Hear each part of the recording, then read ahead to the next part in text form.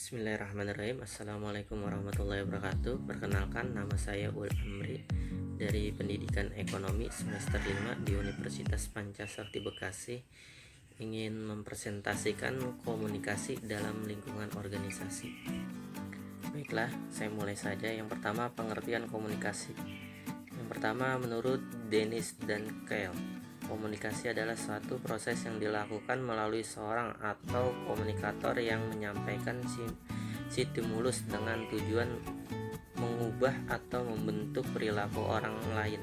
2. Menurut Raymond Rose, komunikasi adalah suatu proses menyortir, memilih dan mengirimkan simbol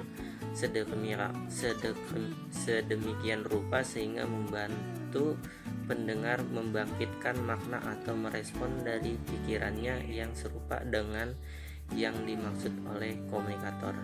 Yang ketiga, menurut Kamus Besar Bahasa Indonesia atau KBBI, komunikasi adalah mengirim dan menerima pesan maupun berita dari dua orang atau lebih agar pesan yang diberitakan tersebut bisa dipahami oleh lawan bicara.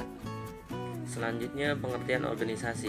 Yang pertama, menurut Stephen Robbins, organisasi merupakan kelompok atau kesatuan dalam kehidupan sosial yang dikoordinasikan serta dilakukan dengan sadar, yang dibatasi oleh hal relatif yang dapat didefinisikan.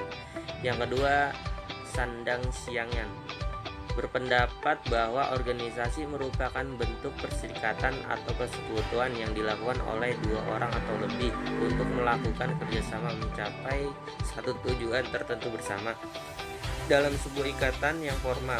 Yang ketiga, Thompson mengemukakan pendapat bahwa organisasi merupakan panduan antara beberapa anggota khusus dan sifatnya sangat rasional. Dan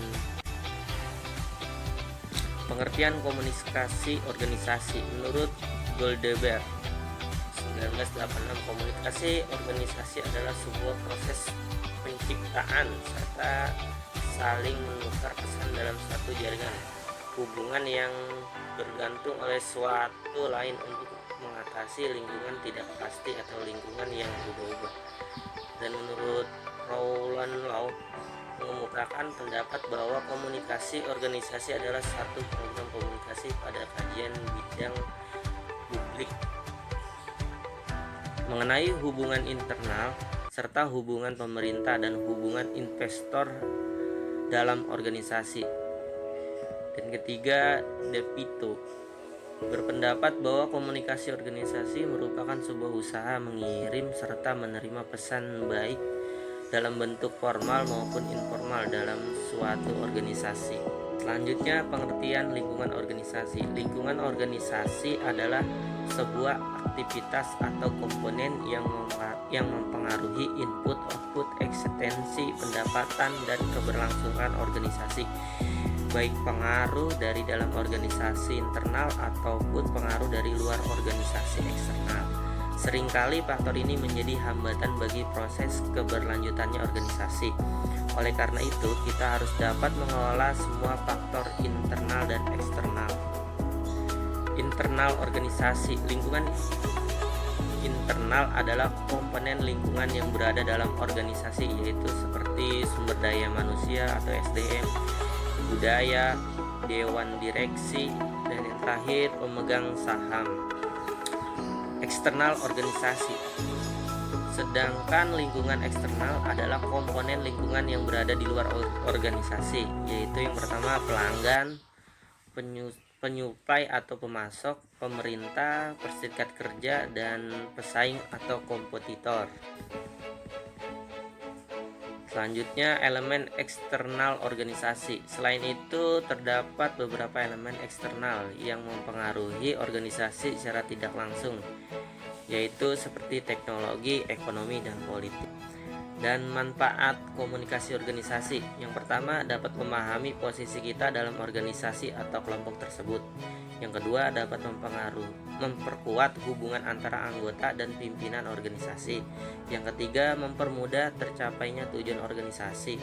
Yang keempat, mengetahui teori komunikasi organisasi dapat membuat seorang individu menyesuaikan diri serta